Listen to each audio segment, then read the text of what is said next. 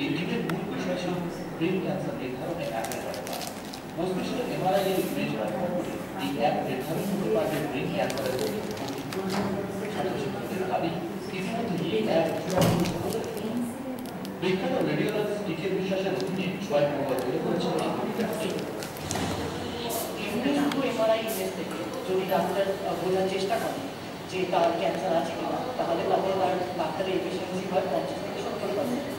আমাদের একটা ব্যবহার করার পর ডাক্তারের এফিসিয়েন্সি হয়ে যাবে প্রায় ৯৪%।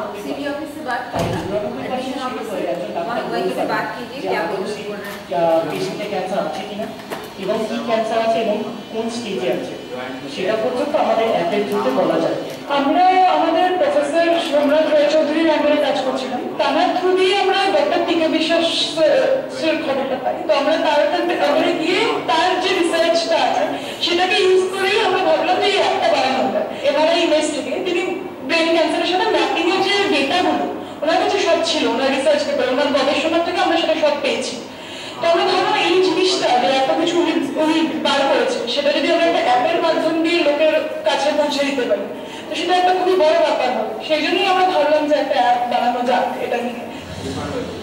মস্তিষ্ক নিধনে একদিকে যেমন চিকিৎসার খরচ কমাবে, তেমনি রোগীদেরও শারীরিক কষ্ট অনেকটাই লাভ হবে। তাই নিজের ইনস্টিটিউটের ছাত্রছাত্রীদের হাতে তৈরি এই অ্যাপ নিয়ে যথেষ্ট আশাবাদী প্রিন্সিপাল সুদীপা মুখোপাধ্যায়। সত্যি সত্যি যাদের ম্যালিগন্যান্ট টিউমার নয় তাদের ক্ষেত্রে বায়োপসি করার প্রয়োজন হবে না, তার আগেই তারা জানতে পারবে যে তারা ম্যালিগন্যান্সি কনফার্ম করার জন্য কিছু মানুষকে এরপরেও হয়তো ফাইনালি বায়োপসির উপর ডিপেন্ড করতে হবে, কিন্তু যাদের হয়নি তারা হয়তো এই অসুবিধাটা থেকে মুক্তি পাবে।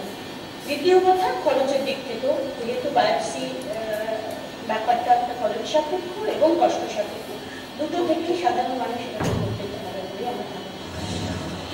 মূলত চিকিৎসকদের জন্য তৈরি করা হচ্ছে অ্যাপ, যা সহজে অদূর ভবিষ্যতে বায়োপসি না করেই ব্রেন ক্যান্সারের মতো কঠিন রোগ নির্ধারণ করতে পারবেন চিকিৎসকরা। ক্যামেরায় রাজু রানার সঙ্গে বিমান চক্রবর্তী, নিউজ টাইম।